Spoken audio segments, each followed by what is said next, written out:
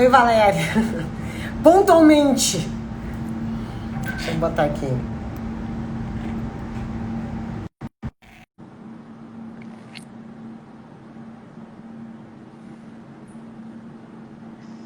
Oi, Valéria, que pontual!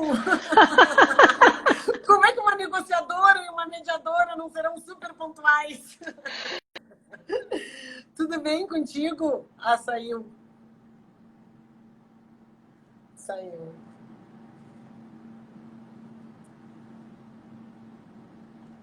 Marcel, tu digita para mim, por favor, Marcel. Ó, voltou, tinha caído. Peraí, Lu, tá me ouvindo? Tô te ouvindo, mas tinha caído. Pois é, mas é que tá aparecendo aqui, a minha câmera tá pela metade. Mas tu estás me Tô, enxergando? tô te Não, vendo mas aí. aqui tu estás inteira. Pois é, mas é que aquele request to be não sai da minha tela, mas ok, tô Tá, vendo deixa, você. deixa eu só dizer só que o Marcel aqui, o meu colega, Marcel, mediação e negociação trabalhista. O Marcel, ele vai digitar e eu vou fixar o tema. Eu vou clicar em cima. O Marcel tá perfeito, ó, ele tá dizendo, ó, tá perfeito, que as nossas imagens Ai, que estão aparecendo bom. perfeitamente. Tu digita para mim, Marcel, por favor. O Marcel é nosso parceiro, nosso sócio aqui na Lotec, Valéria, e o Marcel é juiz do trabalho. Ai, que bacana. O O Marcel é Marcel, juiz. então, ele, É, ele conhece o Fernando Hoffman? tu conhece o Marcel Fernando Hoffman? Ele é juiz do trabalho em. Ó, o Felipe, entrou o Felipe também, nosso outro sócio aqui da Lotec, o Felipe Camilo, que é a AGU, que eles têm um projeto bem interessante, né, de mediação Tem. na administração pública. O Felipe também fazia parte da escola da AGU. Marcel, não, ele está dizendo que não conhece. O Marcel é juiz, Valéria, no interior de São Paulo, lá em São José do Rio Preto. O Fernando é juiz aqui em Curitiba. Ele esteve comigo em Pepperdine quando a gente fez o MLC e daí ele continuou para o LLM. Aham, que legal, que Ele legal. ficou lá fazendo o curso todo. Ah, E é um dos nossos precursores aqui no TRT em negociação e mediação na Justiça do Trabalho. ele está no Sejusc aí do TRT, do Paraná?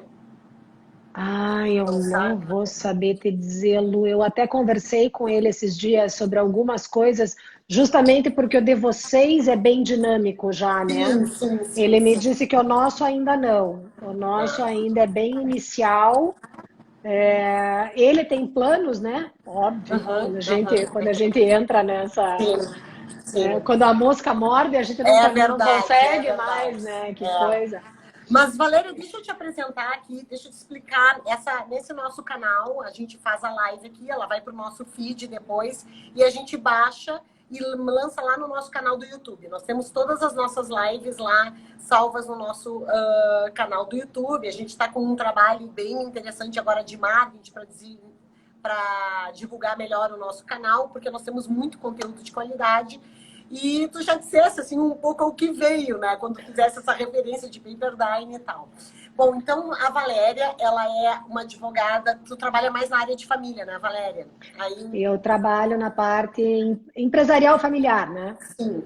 Então, de direito empresarial e familiar. E a Valéria, ela é presidente da Comissão de Mediação da OAB do Paraná e também uma das organizadoras do Meeting de Negociação, que eu falo para todo mundo que foi assim um sucesso estrondoso, absoluto de organização e de disseminação dessa metodologia, né? Que é uma metodologia de Harvard, mas que aborda várias ferramentas comuns à mediação que nós conhecemos, todos aqueles que passam por esse processo de capacitação.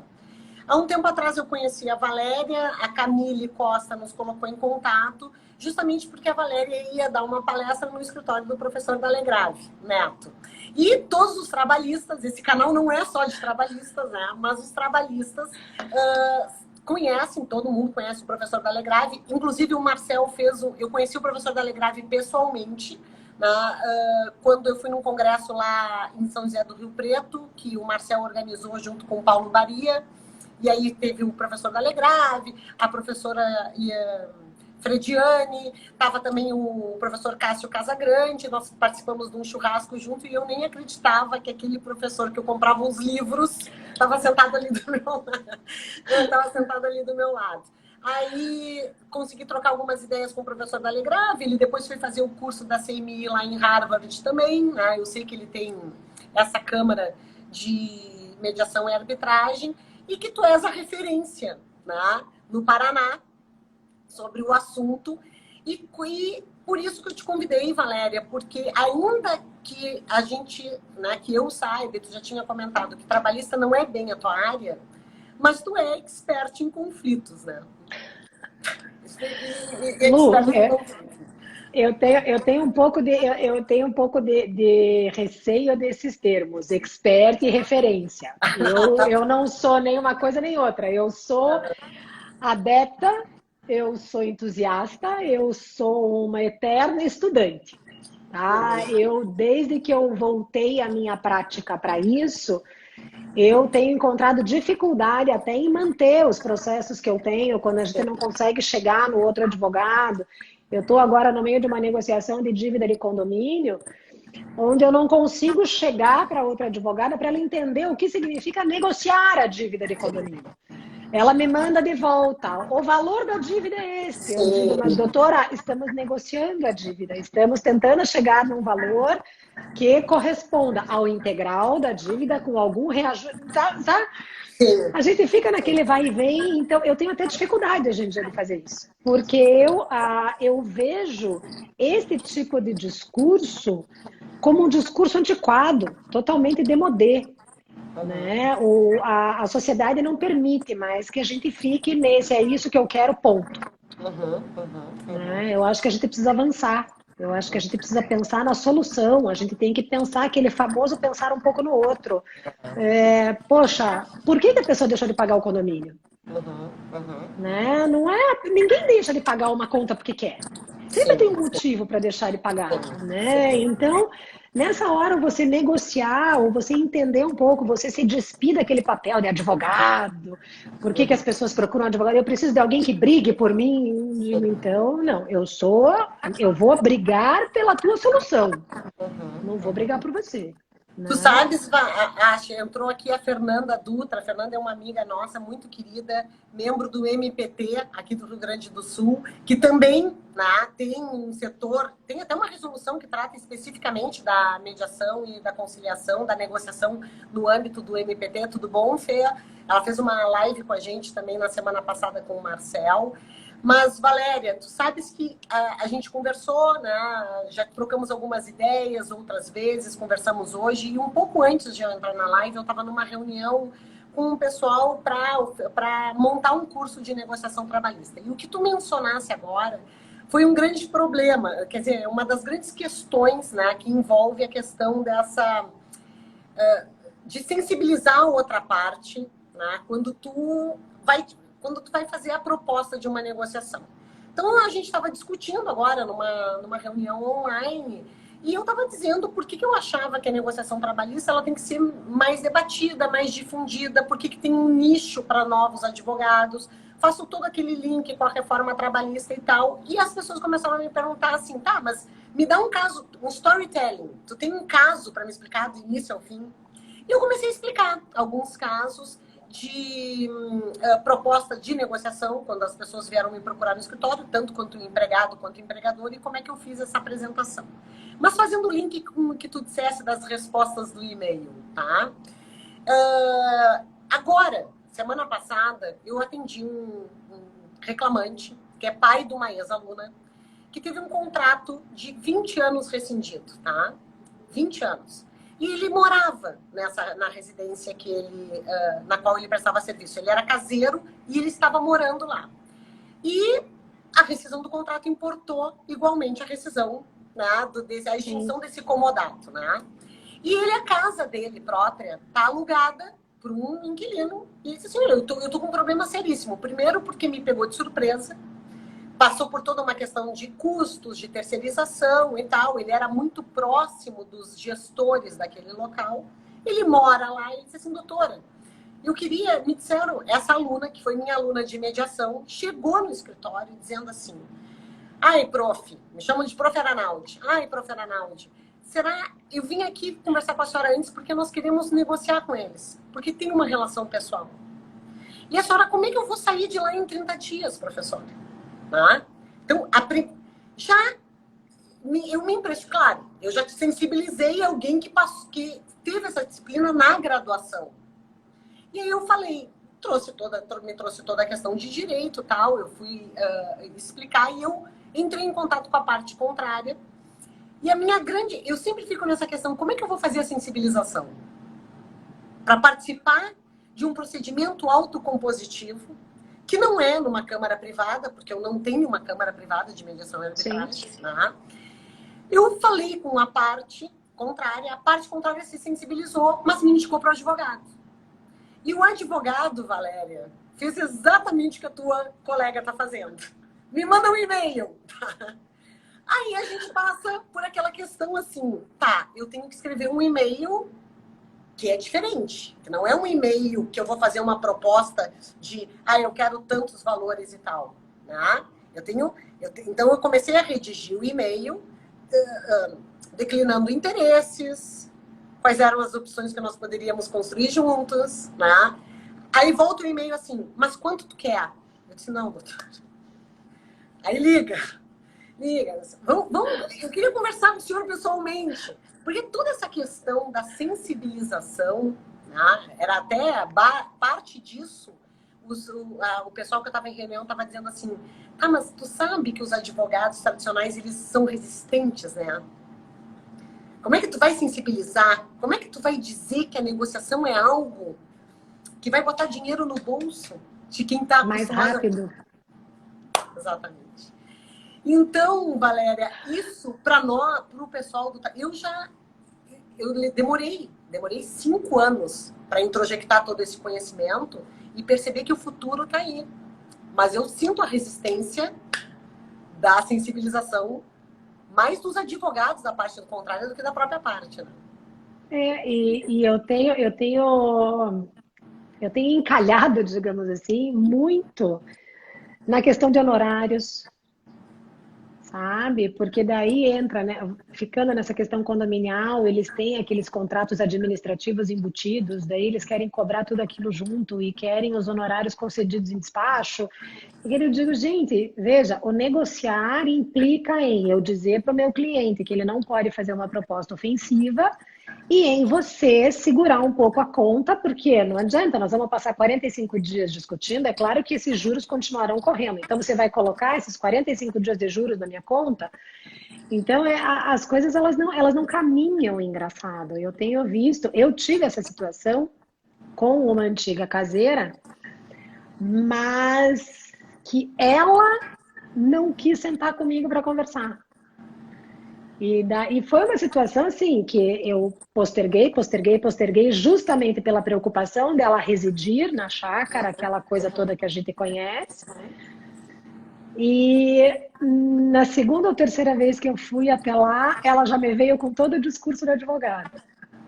Porque se a senhora quiser, não seja por isso, vamos até o sindicato, você vai ficar mais segura, a gente senta lá e resolve. Não, eu assino o que a senhora quiser. Não precisa. Não vou de maneira nenhuma fazer você se sentir lesada. Vamos. Porque eu tenho... Pode ficar 90 dias, não tem problema. Não estou dizendo para você ir embora hoje. Né? Então, E daí você vai desarmando a pessoa, né? Sim. Porque a pessoa não tem. Então, assim, no meu caso, que eu era a parte empregadora, eu fui desarmando ela, né? Mostrando que tudo que lhe era devido seria pago e que a gente não estava ali entrando em guerra, em absoluto, e acabamos conseguindo resolver. Mas eu tenho sentido muita dificuldade, engraçado, quando você fala com os colegas e eles dizem, não, vamos negociar, doutora. E a gente começa a negociar e, claro, vamos negociar desde que a doutora aceite os meus termos e as minhas condições e faça. Daí eu respondi para essa colega hoje, eu disse, doutora, eu vou insistir que a senhora encaminhe para o síndico e o conselho para que se reúnam e deliberem e nos apresentem uma contraproposta. E ela me voltou com o mesmo valor. Então a gente faz o quê? É. Né? Como é que a gente sai dessa inércia? Porque não tem muita solução, né, Lu? Ok, vamos continuar no processo? Um processo que ela mandou citar 3 pessoas, uma delas ainda não foi encontrada, dessa dívida vai crescer, daí penhorar o apartamento resolve. Então, eu não consigo entender como é que as pessoas... Não... Eu não sei se para nós, depois que a gente vira essa chave, que a gente tem todo um estudo, toda uma preparação, eu brinco que isso para mim é um Lego, né? Que você tem ali todas as pecinhas e você vai encaixando e elas têm um encaixe perfeito. E você monta aquelas estátuas maravilhosas e sai com aquela solução pronta. Eu não consigo, eu tenho dificuldade em entender como é que os colegas não fazem esse raciocínio, né? Da agilidade, do recebimento dos honorários. Ah, mas eu vou receber menos? Ok, eu vou receber menos, mas eu vou receber essa semana. O que me adianta? Porque é um mais que proporcionalmente não é tanto mais assim. E vai vir daqui a 5 anos, né? Então, esse raciocínio já não me cabe mais, sabe? Eu já não consigo mais. Não, é que vou te dizer assim, olha, Valéria, para mim foi muito significativa a mudança, especialmente quando eu comecei a aprofundar o meu estudo na questão da moderna teoria do conflito, né? E entender o que está por trás do conflito. Porque no primeiro curso que eu fiz, e a minha ignorância, a gente é altamente resistente ao novo, né, Valéria? Eu me lembro que eu tinha reações físicas daquilo que eu estava ouvindo. Eu tinha gases, a minha barriga inchava. Eu disse, meu Deus do céu, isso aqui não vai se aplicar. Isso não faz sentido. Não faz, numa matéria que é de direito indisponível. E aí a gente começa a perceber que toda negociação que nós sempre fizemos numa sala de audiência, né, ela sempre foi por barganha, ela nunca foi por princípios. Entendeu? A gente começa... Só que, claro, a resistência vem do outro lado quando as pessoas não sabem, porque a grande maioria não sabe, né, quais são todos os fundamentos por trás desses processos autocompositivos e essas ferramentas e essas técnicas. E aí eu comecei, a partir dessa, digamos assim, da absorção desse conhecimento, os meus atendimentos dos meus clientes particulares no escritório começaram... Foi diferente. Eu comecei a entender o que motivava o processo. Então, isso vai do empregado que é caseiro numa determinada... Aqui é um estabelecimento de uma associação de servidores públicos, tá? Uhum. Vai dele ao autoempregado. Essa semana passada, eu tenho um processo muito interessante, um case, que é uma perda de uma chance de um autoempregado, de um executivo de uma empresa que obedeceu um procedimento de compliance e foi despedido, tá? E ele ganhou uma indenização bem considerável pela perda de uma chance.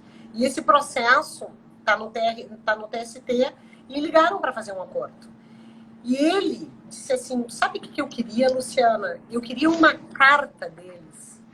Eu queria uma carta deles dizendo que eu não errei, que eu fui ético.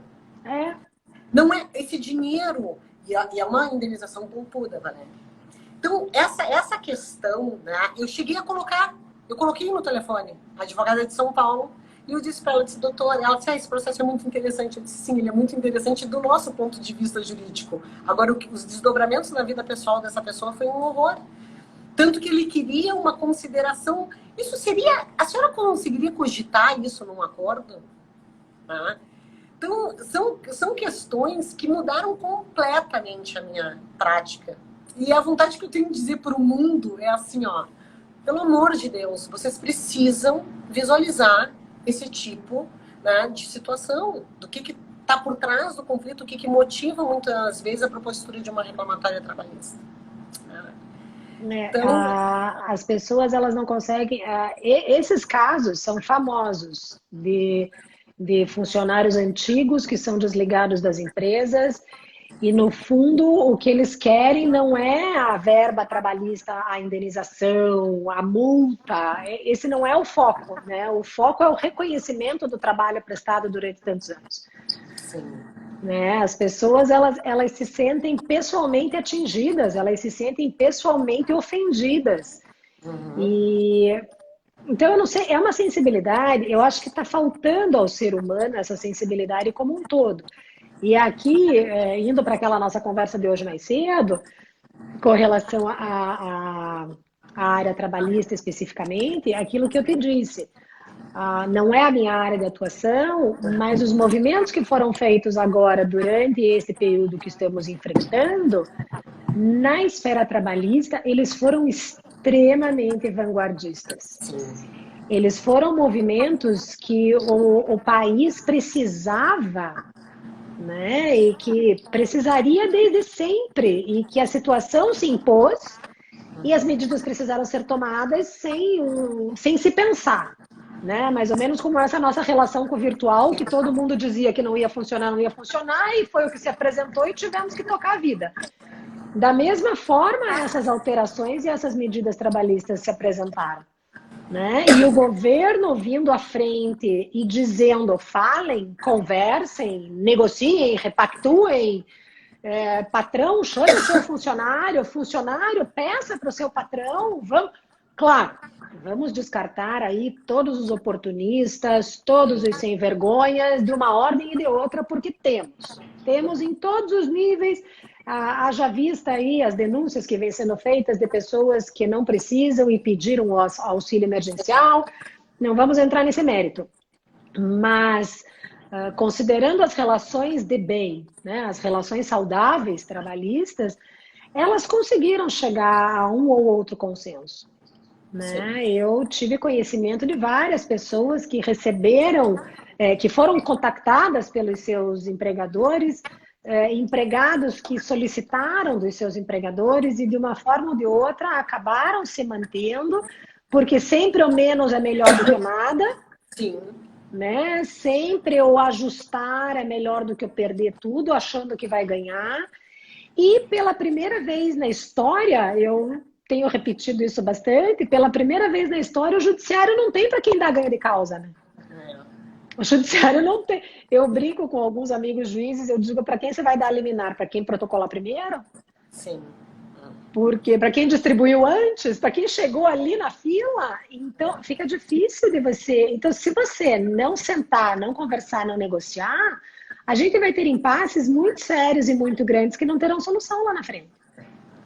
Não, e na verdade, assim, né, Valéria, o que a gente viu, o movimento, né, de 2015 para cá, né, veio com o novo Código de Processo Civil e em seguida veio com os artigos 165 e seguintes, né, regulamentando mediação e conciliação, e em seguida sai uma instrução normativa do TST dizendo que esses dispositivos não se aplicavam à Justiça do Trabalho. A gente tem desde 2010 a resolução 125 do CNJ, que não foi absorvida pela Justiça do Trabalho, porque a Justiça do Trabalho disse, olha, aqui no conflito tem uma disparidade entre as partes envolvidas na relação jurídica, a gente tem que ver como é que nós vamos regulamentar a autocomposição. Aí, então, uma instrução normativa de 2016 diz que aquela audiência de mediação não se aplica ao processo de trabalho, não é aplicável, até porque tem todo um procedimento específico para conciliação trabalhista e tal. Mas, a partir de 2016... a gente percebe que há dentro das escolas judiciais trabalhistas um movimento de capacitação de servidores e juízes que começam já a se apropriar até do método de Harvard, que a gente trabalha bastante no meeting de negociação, né? Sim. Isso, na pior das hipóteses, está qualificando a conciliação do magistrado, do servidor que vai trabalhar, e aí vem a resolução 174 do Conselho Superior da Justiça do Trabalho. Eu participei de algumas reuniões e de algumas audiências públicas aqui no Rio Grande do Sul e era muito emblemático assim, perceber quanto é a resistência que os advogados de sindicato mais tradicionais, né, mais, digamos assim, fortalecidos nessa cultura do conflito, tinham em relação à figura. Aí a mediação ela é absorvida na Justiça do Trabalho, sendo praticada por juízes e servidores apenas, né? Já é... A gente... Quem estuda mediação, assim, teoricamente sabe que isso não é mediação, mas tudo bem. Não é o lugar certo, né? Não é o lugar... Tem lugares mais adequados. E o que tu colocasse agora é muito importante, porque a medida provisória 900, tanto a 927, né, que já caducou, mas algumas questões ainda permanecem. Por exemplo, o home office. Né? Sim. Você segue digamos assim, um espaço de negociação, e a 936, que foi convertida em lei, abre esse espaço dos acordos individuais para redução e suspensão de jornada, né? E aí, quando um empregador chega para o empregado e diz assim, eu preciso reduzir a tua jornada porque eu quero manter os empregos, eu estou mal, essa crise está afetando todo mundo, ele está exercendo ferramentas de empatia, né? Acho que agora trancou um pouquinho. Deu, agora voltou. Uhum. Eu vejo que a falta de transparência é uma coisa que é um dos motivos que causa essa dificuldade de conversa. Né? Eu reparei entre clientes, entre colegas que vieram me perguntar como poderiam agir com seus clientes, entre conhecidos que são tanto empregados de empresa quanto gestores de empresas, a minha orientação para eles é sempre essa: haja com transparência. Porque a falta de transparência, ela vai barrar a tua conversa. Né? Então não adianta você estar lá curtindo a quarentena, né, e querer dizer para o teu funcionário que você vai reduzir o salário dele, só porque a lei permitiu. Sim. Então eu percebi isso em algumas consultas que me foram feitas, que as pessoas que se deram ao trabalho de justificar para os seus funcionários, para suas equipes, enfim, né, porque isso também foi deixado a cargo dos gestores, dos diretores, quando as empresas são maiores, aqueles que se deram ao trabalho de explicar e dizer, olha, o nosso faturamento até aqui nós vamos conseguir manter isso, daqui para frente o nosso faturamento pifou, vamos esperar 30 dias, vamos aguardar um pouco os acontecimentos. Eu tive situações, tanto na esfera familiar, com a questão de pensão alimentícia, quanto na empresarial, que a pandemia não tinha nem sido instalada e o povo já estava lá. Não vou pagar pensão, vou reduzir o salário, vou pôr quem eu puder na geladeira. Eu digo, gente, respira primeiro. Respira primeiro, porque vocês vão entrar aí numa linha contínua que lá na frente não vai ter fim para ninguém. Né? Vai sair todo mundo quebrado. Vieram me consultar logo no começo, assim, a minha cliente, um fornecedor, um devedor disse que não vai pagar ela, então ela já me avisou que não vai pagar os fornecedores dela. Eu digo, tá, e isso vai resolver para quem no fim do dia? E era uma situação muito específica, porque um dos fornecedores era um fornecedor pequeno, quase que de fundo de quintal, mas que fabricava um produto específico para o acabamento do produto dela. Daí eu disse para ela, tá, e você vai orientar o que a tua cliente? Porque veja, se esse pequeno, micro empresário não receber, ele não vai conseguir produzir. Ele deixando de produzir, ela não vai mais ter o que ela precisa, porque era um acabamento fino do produto que ela produzia. Ela não vai mais ter como finalizar o produto e manter a qualidade dele. Daqui a 60, 90, 120 dias, quando essa pandemia acabar, ela vai querer retomar a produção. E ela não vai ter mais esse produto, porque este microempresário precisou se virar de outro jeito, que não foi produzindo isto que era essencial para ela. Ele foi, sei lá, fazer geleia, porque ele precisava se manter. Então ele precisou mudar a área de atuação dele, e daí essa cola específica que ele desenvolveu e que ela se adequou, não vai mais existir. Então, como é que vai? As pessoas elas têm que entender que é um momento que vai ter fim. A gente ainda não sabe a data específica para isso, mas ele vai ter fim. E quando ele tiver fim, as relações têm que estar preservadas. Exatamente. Né? Se você não preservar as pessoas, você tem que entender que do mesmo jeito que você tem que comprar o pão, o outro também tem. Né? Você tem um filho na escola, o outro também tem um filho na escola. Você precisa pagar água, luz e gás, o outro também precisa. Então, vamos nos ajudar para podermos sair junto disso. Depois que sair, a gente volta para a concorrência, para o mercado de trabalho, um pisando na cabeça do outro. Não sei, entendeu? Mas talvez o momento tenha sido para isso, para a gente tirar um pouco o pé da cabeça do outro e andar lado a lado. Né? Para a gente já conversou. A gente conversou uma época, né, Valéria, que era muito engraçado, assim, como as pessoas falavam em colaboração, mas efetivamente não aplicavam a colaboração, né? Exato. Então, eu não sei, eu tenho tido surpresas muito agradáveis neste período pandêmico, né, no que diz respeito a uma série de circunstâncias que algumas pessoas me deram o seguinte feedback: daqui para frente, se a gente não tiver um comportamento efetivamente colaborativo, não tem como. Né? Então, não tem como seguir. O Marcel está colocando aqui assim, ó: sentença não resolve o problema de ninguém. Em regra, nenhuma das partes sai insatisfeitas, pois sempre recorrem conjuntamente. Aí depois ele botou: o alto índice de judicialização no Brasil decorre da falta de confiança nas pessoas. A Carolina Mota de Freitas, a Carol trabalhou comigo, ela foi, agora ela acompanhou o marido dela nos Estados Unidos, em Dallas, e ela fez um mestrado e está estudando bastante a questão, né, de mediação. Eu não sei, Carol, se o teu mestrado foi em métodos adequados, acho que eu não sei se era especificamente. Eu sei que foi na Federal de Rio Grande, e é algo, ontem nós estávamos conversando, ela estava dizendo: eu quero aprofundar meus estudos nisso, né? Eu até falei, disse, o que estava me faltando era Pepperdine, eu tinha uma ideia de ir esse ano. E a Carol está falando ali: a falta de comunicação e falta de transparência seguem levando os conflitos ao judiciário. E é engraçado, Valéria, porque a Carol foi mestrada em Direito e Justiça Social, ela está me falando. A Carol trabalhou comigo e ela tem me acompanhado nas lives. Esses dias ela me mandou uma mensagem dizendo assim: Luciana, eu tô tão emocionada, porque tu mudou completamente. Eu disse: Carol, mas é que doeu, Carol. Foi sofrido o processo de mudança. Para uma pessoa que se formou em 1996 e que toda a vida ganhou dinheiro com contencioso de massa... Brigando.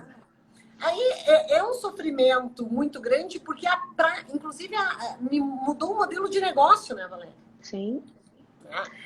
Carol, sentença não é justiça social. As pessoas têm que ter isso em mente. E a sentença, ela é sabidamente um dos instrumentos menos executados no sentido de cumpridos, né? A gente tem essas estatísticas, né, Lu? Que quanto mais as partes estão envolvidas no desenho daquela solução, mais aptas a cumpri-las elas estão, né? Mais abertas ao cumprimento daquilo. Se eu digo para você: não, Lu, nós vamos trabalhar então da meia-noite às 6, 3 vezes por semana, por mais absurdo que isso soe para muita gente, é muito mais fácil eu cumprir isso, porque nós duas acertamos isso, do que você chegar para mim e dizer: olha, Valéria, o teu trabalho agora depende disso. Então, ou você trabalha 3 vezes por semana da meia-noite às 6, ou você pode arrumar suas coisas e ir embora. Então, aquilo que você desenha junto, que eu brinco, né, que nós da área de humanas, passamos a ser engenheiros e arquitetos, né? Porque nós temos agora que desenhar. Eu brinco, quem chega aqui no meu escritório vê a quantidade de bloquinhos coloridos e canetas coloridas e canetas para flip chart, canetas para quadro branco, porque nós desenhamos. Desenhamos com várias cores e vários formatos, porque a vida não se resume mais à troca de dinheiro. As decisões agora elas são diferenciadas, elas têm que ser.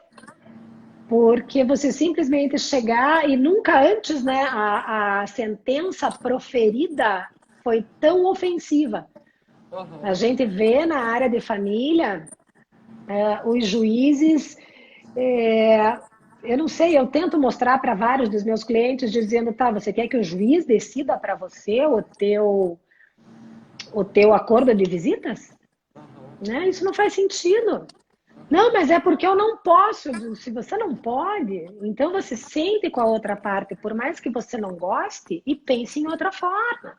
Se a famosa pernoite de quarta-feira não te atende porque você tem um compromisso de trabalho, sei lá, negocia uma semana inteira de tempos em tempos. Troca um pouco. Mas a minha vida, eu digo, mas a do outro também. Todo mundo está cansado, todo mundo tem compromissos, todo mundo trabalha. Então, se a gente não começa a trocar um pouco de lugar com o outro, né? Eu confesso aqui que até nós em casa, no início dessa confusão toda, quando nos deparamos com a realidade dos 4 dentro de casa, 24 horas por dia, chegou um dia que eu disse, turma, não dá para cada um dizer eu tenho que, porque todo mundo tem que. Então, ou cada um entende um pouco o que o outro tem que fazer para ajudar naquilo que a gente não fazia antes, ou realmente as famílias não vão se aguentar. Você precisa... Eu acho que deve ter sido um exercício interessante para muita gente, o olhar para o outro, né? Os pais olhando para as obrigações dos filhos com outros olhos, os filhos entendendo que para ter almoço, para a cama estar arrumada, para a roupa estar lavada, tem alguém que precisa fazer. E eu acho que foram dinâmicas muito interessantes nesse período que se entrelaçaram, né? De trabalho com escola, com obrigações. Obrigações não, mas com situações domésticas, né? Porque daí todo mundo passou a entender o que é uma atividade doméstica. Que doméstico não é um empregado doméstico que vem fazer o que você tem que comer, o que você tem que arrumar, o que você tem que guardar. Então, eu acredito que este momento será um momento riquíssimo depois de análise e avaliação e aprendizado, nesse sentido de equilíbrio, de ouvir mais, de atentar mais, porque as pessoas foram obrigadas a dividir tempo, dividir tarefas, dividir espaços, dividir informações que há muito tempo não dividiam. Né? Então, eu realmente acredito que o aprendizado, ao longo do tempo, ele vai se mostrar muito interessante de ser observado. Não, e o que acontece, né, Valéria? A gente percebe, né, essa mudança de paradigma da justiça do trabalho, que chegou até o momento de admitir mediação pré-processual em conflito individual. Quando a gente viu ali no livro, um marco, não é? Um marco. Um marco histórico. É um marco histórico, porque havia uma resistência muito grande, né? Na fala, era algo impressionante, assim, né? Como se demonstrava. Mas quando eu falo para os alunos, ou quando eu falo, né, apresento para cliente, okay, a gente estava começando no início, que passa por toda uma questão de sensibilização, porque isso não está enraizado na nossa cultura, né? A gente falava que o método de Harvard ele é altamente eficiente, pensado numa cultura norte-americana. Nós temos nós estamos passando por uma mudança agora aos poucos. Eu vejo pela fala dos meus clientes no escritório, né, que é de reclamantes que vêm dizer assim, eu ouvi falar que a senhora sabe negociar. Então, eu estou vendo que o nicho de mercado está abrindo. Mas, seguidamente, eu costumo mencionar, pessoal, não é para todas as pessoas os métodos autocompositivos, mas a gente tem que saber que eles existem e nós temos que oferecer. Nós temos que estar apropriados disso para oferecer. Já aconteceu de eu chegar para uma determinada cliente, ela falou, era uma questão envolvendo um assédio moral, que tinha muita lead subjacente. Eu disse, olha, isso vai gerar um desgaste, o processo vai te gerar um desgaste assim, assim, assado, testemunhas, sentar na frente da parte contrária, tu vai reviver algumas coisas e tal. Fiz uma proposta do método negocial, né? E aí o que a gente falava um pouco antes, isso eu gostaria que tu abordasse, porque a gente está adaptando, né? Eu conheço as ferramentas, conheço o método, mas vou adaptando de negociação a negociação. Como é que eu sensibilizo? Me manda um e-mail. Como é que eu escrevo o e-mail? Queria falar pessoalmente. Deixa aí no teu escritório. Vamos fazer um Airbuy. Vamos fazer para plataforma. Tá? Então, a gente vai adaptando, dependendo da resposta da outra parte. E essa cliente me disse. Ela disse assim, não, Luciana, tu não está entendendo. Eu só tenho uma forma de eu afetar essas pessoas. É com o processo. Eu não quero negociação. Eu quero afetá-los com o processo. E esse é um exemplo que eu digo. Nem toda a autocomposição é uma porta. Negociação, a gente fala, tribunal multiportas é uma, né? Porque não é para todos. Ela disse, o processo para mim tem um fim educativo. Eu sei que o processo vai gerar uma dor, um constrangimento, um desgaste, que o método negocial não vai. Eu disse, tudo bem, mas vai gerar para os dois lados. Sim, não é só para lá. Claro. É só para lá, né? Então, o que tu me diz, assim, como é que nas práticas, eu sei que de família ela tem toda uma abordagem diferenciada. Eu até fiz um curso de práticas colaborativas uma vez com a Tânia Almeida, né, com a Olivia First, né, com a Isabel. Fiquei muito impressionada naquele curso também. Mas o que tu imagina para o trabalhista? Assim? Eu sei que não é bem a tua área, mas também sei que tu já estudou isso, tu já falou lá com o Neto. A, a Olivia, há muitos anos atrás eu ouvi a Olivia dizer, a Olivia Furst das práticas, eu ouvi ela dizer a seguinte frase: a petição concretiza a ofensa, seja ela da natureza que for. E o nosso judiciário, ele não é dos mais céleres, a gente sabe disso. E muitas vezes, do momento que você protocolou aquela petição, até você sentar à frente da outra parte numa audiência, muito tempo vai ter passado e muita coisa vai estar cicatrizada. E quando a pessoa se deparar com aquela ofensa concretizada, de novo, você vai voltar a estaca zero. Porque ela vai reviver aquela ofensa, ela vai reviver aquele momento difícil, aquela ferida que está quase cicatrizada, ela vai se abrir de novo. E você vai voltar ao começo do teu conflito. E isso, Lu, vale para qualquer setor, qualquer área do direito. Eu acho que o efeito educativo do processo ele é tão pequeno quando da sentença proferida que eu não vejo que o custo-benefício vale a pena nessa situação. Não importa a área que você está. Ah, eu não consigo conversar com ela? Não importa. Ah, o meu patrão é um estúpido? Não importa. Se você tem a opção de escolher uma outra via, eu hoje escolho. Existem situações, sim, que a gente não... que eu acho que o assunto não cabe. Né? Hoje em dia Valéria, vejo um pouco de dificuldade nas questões penais, que as pessoas acham que dá para estabelecer. Aí eu continuo tendo João Paulo II como uma pessoa evoluída, porque você efetivamente perdoar o teu agressor é um passo além, né? Mas nas nossas medidas corriqueiras, eu as vejo adequadas para a gente resolver de alguma outra forma que não o judiciário, tá?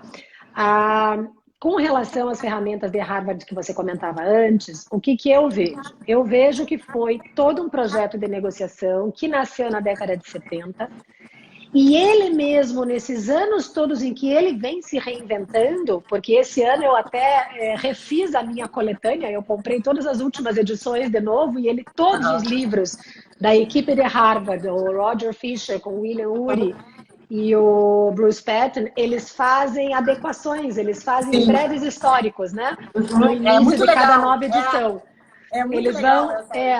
Eles trazem modernidades, a edição se preserva, mas todo o começo de edição eles trazem o histórico, né? Da onde estamos hoje, eles contextualizam cada uma das obras. E eles trazem em praticamente todas elas muitas experiências entre países. E eles enfatizam muito a importância de você conhecer a outra cultura.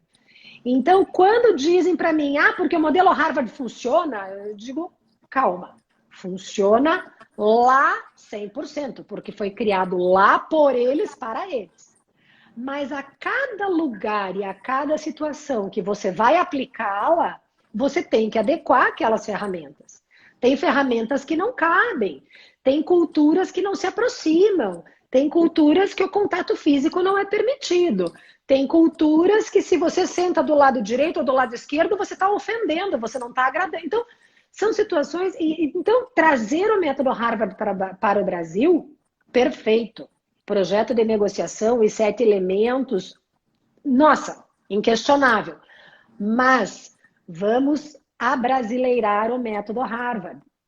Vamos estudar e entender como as ferramentas e os 7 elementos se aplicam à nossa cultura. Né? O brasileiro tem uma cultura completamente diferente do americano. As empresas, elas têm cargas horárias completamente... Vamos levar para os escritórios de advocacia. As grandes bancas de advocacia nos Estados Unidos, elas tiram o sangue dos advogados associados. Diferente daqui.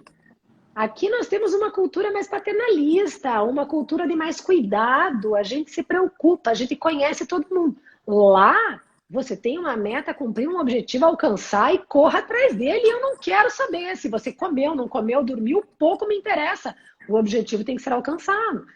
Então, tudo isso a gente tem que equilibrar para que os 7 elementos se adequem às nossas realidades e aos nossos conflitos, ao nosso judiciário, aos nossos clientes, às nossas empresas, para que a gente possa aplicá-lo na Justiça do Trabalho de forma mais eficiente.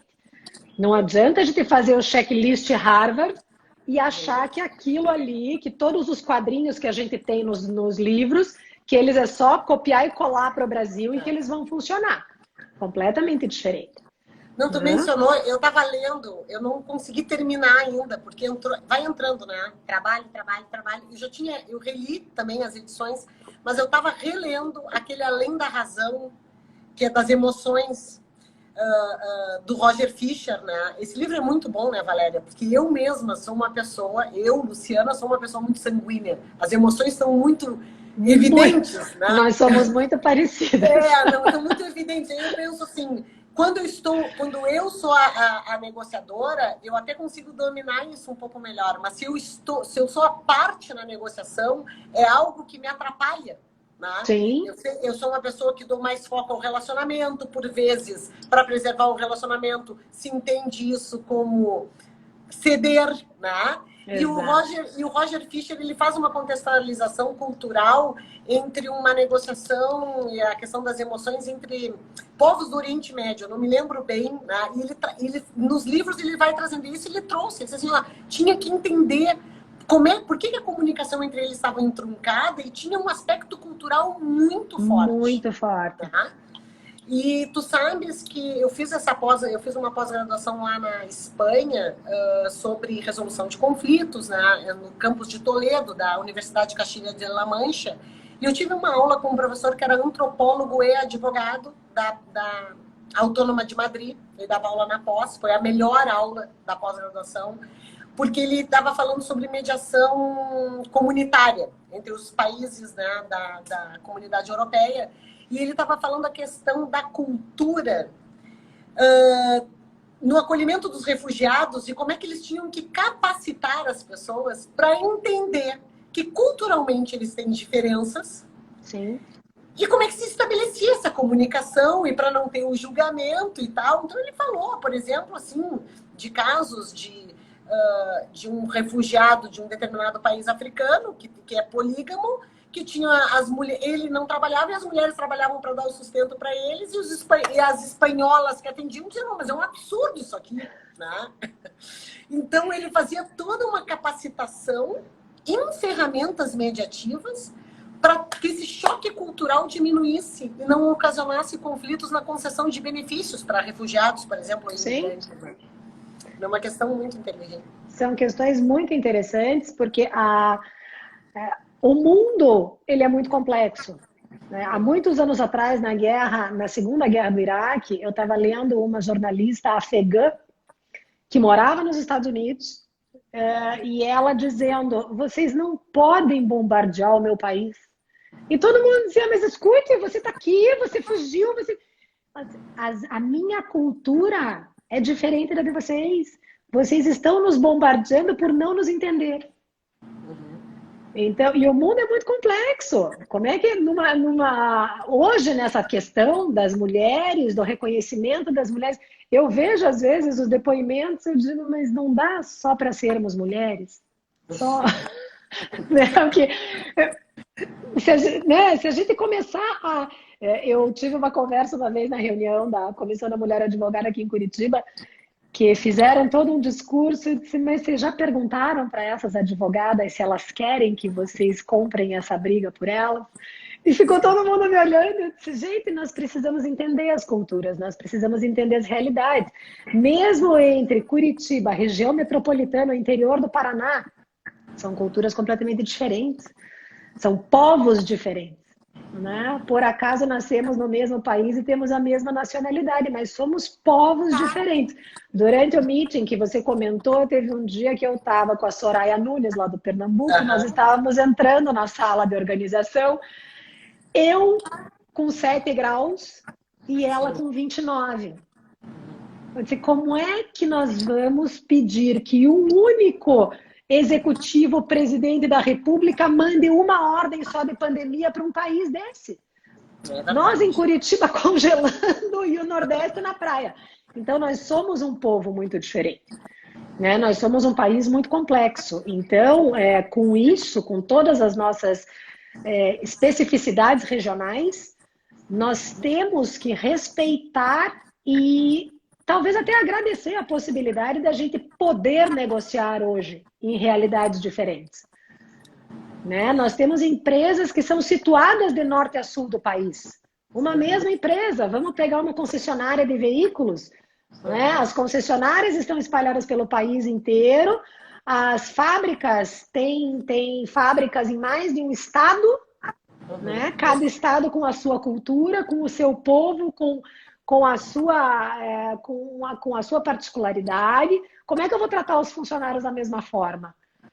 Né? Então, nós temos que aproveitar esta possibilidade que o judiciário nos dá, que a lei nos dá e que o executivo, com as medidas que tomou durante esta pandemia, nos diz. Eu disse várias vezes isso. Uma das poucas unanimidades entre os três poderes neste momento de pandemia é: conversem, negociem, repactuem. Foi uma das poucas, se não a única unanimidade que todos os líderes de todos os poderes disseram e repetiram mais de uma vez. Então, eu acho que precisamos abraçar isso com força, né? Tu sabes que a reforma trabalhista criou uma figura que, na verdade, já existia constitucionalmente, né? Mas ela criou lá no artigo 507 a figura do representante dos trabalhadores na empresa, que nada mais seria do que um mediador, Valéria. Exatamente. Do que um mediador, uma pessoa capacitada, que conseguisse se comunicar e que fizesse um meio de campo. Né? Porque a gente tem que... Eu sei, seguidamente eu sou criticada por ser meio idealista em relação a essa circunstância, mas capital e trabalho é a mesma moeda, são os dois lados da mesma moeda. Eu dou aula na graduação, tanto direito empresarial quanto direito trabalho. Eu disse, gente, um não vive sem o outro. Então a gente não pode se colocar assim em posição tão oposta, né? Porque a relação ela é uma relação simbiótica. É claro, né? Eu abordei algumas questões que vão assim... o exemplo da despedida dos professores por pop-up da Uninove. Gente, nós estamos falando em humanização do direito, das relações. Aí tu tem uma instituição que adota uma medida... Né, é inacreditável. A pessoa que jamais pensou, e eu vou te dizer, porque eu trabalhei numa instituição de ensino que tem um alto número de reclamatórias trabalhistas, todas elas motivadas por atos de gestão. Porque as pessoas chegam e dizem assim, ó, não, porque era muito legal, mas olha o que fizeram na saída, como é que fazem esse tipo de coisa? Aí a vontade que tu tem é dizer assim, ó, por favor, me contratem, ou contratem uma assessoria para conduzir de uma forma melhor, né? Não, a gente... Pode ir. Não, nós desenvolvemos aqui no escritório um projeto de identificação deste gestor para atender essa figura. Acho que agora deu uma... Oi. Agora deu uma trancadinha. Eu tinha dado uma trancadinha. Para atender esta figura criada na reforma trabalhista, nós desenvolvemos um projeto justamente para isso, né? Para você identificar essas figuras, quem seriam esses colaboradores dentro das empresas e capacitá-los de forma direcionada para a empresa, para aquela área de atuação, para aquele segmento de mercado. Porque também é diferente, né? Você vai localizar um colaborador que está ali no chão de fábrica e um que tem contato com o público, são diferentes. Você não vai conseguir um único colaborador para as duas figuras. E você identificando esse profissional, você capacitá-lo para gerir e prevenir os conflitos no chão de fábrica também é diferente daquele que vai gerir os conflitos com os clientes. Então, a gente desenvolveu um programa de capacitação e identificação que, modéstia à parte, ficou bem bacaninha. Ai, que bom, que bom. Vamos trazer para cá para o Rio Grande do Sul, vamos fazer uma parceria. Vamos fazer uma parceria, porque aquilo que eu conversava com você mais cedo, a gente tem que trabalhar, talvez a solução de conflito seja o último passo.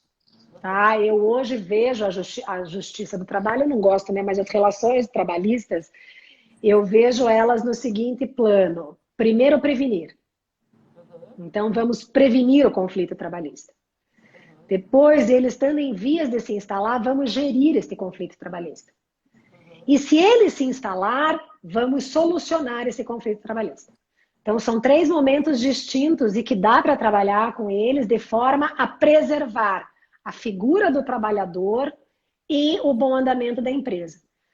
Porque se você tiver o teu chão de fábrica todo em greve, o que vai te adiantar ter o dinheiro, ter a lei ao teu lado? Nada disso vai resolver. Né? Então a gente precisa mudar essa forma de pensar. E como eu comentei com você antes, eu acho que esse é um processo de amadurecimento da nossa sociedade, que está confortavelmente habituada a ter as suas decisões tomadas por alguém, porque também é uma maneira de eu me eximir de responsabilidade. Claro. Né? Não precisa de tanto recurso interno, né? Exato. Então eu tô assim, eu só paguei 1.000 porque o juiz mandou. Mas eu pedi isso porque o juiz deu. Então, né? Eu não tenho culpa. É mais ou menos como as minhas filhas dizem, não fui eu que tirei nota baixa, foi o professor que perguntou o que não estava na matéria. Sim. É a tal da autorresponsabilidade. Então, é um processo de amadurecimento quando eu sento numa mesa para solucionar um conflito e digo qual é a minha parte nele. Sim. Né? Desde o meu comportamento até a minha falha de comunicação, que, eu cheguei atrasado uma semana seguida. Mas eu esqueci de dizer para o meu chefe que eu estava com uma questão familiar de saúde complicada, que eu precisava levar aquela pessoa até uma clínica para passar o dia fazendo um tratamento. Se eu tivesse feito isso lá atrás, ele não teria me mandado embora por eu ter chegado atrasado todo dia. Agora eu estou aqui. Então, todo mundo tem que ter um pouco essa responsabilidade. Né? É o empregador de chegar para o funcionário e dizer, João, o que está acontecendo? Meu filho, você está chegando atrasado todo santo dia. E daí eu vou me lembrar de dizer, porque eu já chego tão pilhado que eu estou atrasada, eu já engato no trabalho e também não falo com ninguém. Então daí eu me lembro, porque o meu chefe vai chegar e dizer, João, puxa, chefe, você não sabe o que aconteceu. Então é você fazer essa via de mão dupla, porque a vida é uma via de mão dupla. A vida é feita de tomadas de decisão e a vida é feita de buscar soluções. Não adianta a gente achar que o processo tem um efeito educativo, porque ele tem um efeito prejudicial lá na frente. É uma relação trabalhista. Entrou aqui um aviso que nós temos 2 minutos para acabar, 1 hora já de live. Foi um papo maravilhoso. Parece nosso primeiro telefonema. Foi um papo maravilhoso, Valéria. Assim, a Lotec é um instituto que discute bastante direito, inovação e tecnologia. Nós somos 4 sócios, um advogado-geral da União, um juiz do trabalho, uma colega advogada e eu. A nossa ideia é disseminar mesmo conhecimento e nós temos uma sorte de ter relações maravilhosas, de pessoas como tu aceitarem os nossos convites e virem debater, né? A gente sempre tem um feedback muito bom, o pessoal fica salvo, o pessoal assiste depois, debate, entra em contato. Eu quero te agradecer muito pela tua participação, por ter aceitado esse convite e mais ainda, te agradecer por disseminar e por fazer parte do meeting de negociação, porque aquele pessoal ali é o futuro do exercício dos operadores do direito no Brasil. Então, eles é que estão passando, né? Estão disseminando essa cultura. Então, vou te agradecer. Muito obrigada, vai ficar salvo. Obrigada a você, tá? Muito obrigada a você pelo convite. Beijo grande. Beijo. Até mais. Fico à disposição aqui no Paraná. Tá, obrigada, igualmente.